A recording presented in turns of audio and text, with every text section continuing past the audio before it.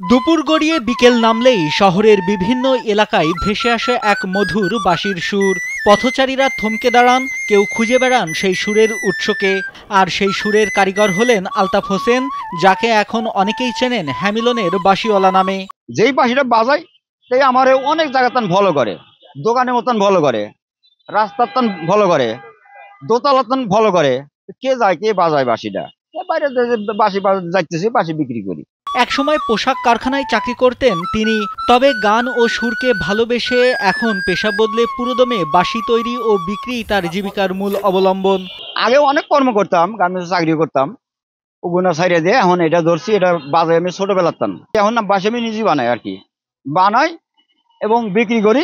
আলতাফের গ্রামের বাড়ি সিরাজগঞ্জ জেলায় হলেও কাজের তাগিদে বর্তমানে গাজীপুরের কোনাবাড়ির 22 মাইল সিরাজগঞ্জ পট্টিতে স্ত্রীকে নিয়ে বসবাস করেন। আলতাফ হোসেন জানান, সকালে বাঁশি তৈরি নিয়ে ব্যস্ত থাকেন, আর দুপুর গড়িয়ে বিকেল হলেই হাতে বাঁশি নিয়ে বেরিয়ে পড়েন শহরের পথে পথে।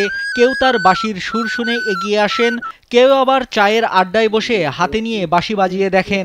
পছন্দ হলে সঙ্গে নিয়ে যান একটি বাঁশি। বাঁশি বিক্রি করি পেটের জন্য, অন্য কর্মতন নাই।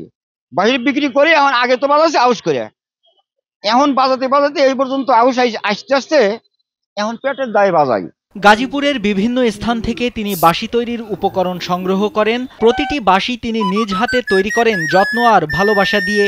তার বাঁশির সুর এখন শুধুই পণ্য বিক্রির মাধ্যম নয়, এটি হয়ে উঠেছে মানুষের হৃদয় ছোঁয়ার এক শিল্পের প্রতীক। মোটামুটি 4-5 বছর হইলে উনি বাঁশি বাজায়। স্যার দোকানে মাঝে মধ্যেই দেখি তারে বাঁশি বাজায়, বাঁশি বিক্রি করে, ঘুরে ঘুরে বাঁশি বাজায়, অনেক ভালো লাগে। হ্যাঁ, সারা রাত ওয়াজটা করতে, পানি পর্যন্ত গরম করতো না। এই বাঁশি শুনলে, এটা বিন্দা বাঁশি, এটা শুনলে খাইতো না। মানুষের মুখে হাসি ফোটানোই তার সবচেয়ে বড় প্রাপ্তি বলে জানান আলতাফ হোসেন। তার ভাষায়, বাঁশির সুরে যদি কারোর মন ভালো হয় সেটিই তার আনন্দ। সুরের এই মানুষটি যেন মনে করিয়ে দেন, শহরের কোলাহল পেরিয়েও এখনও সহজ সরল জীবনের ভেতরেই আছে সৌন্দর্য, আছে সুরের মায়া। নাইমুল হাসিব, কালবেলা।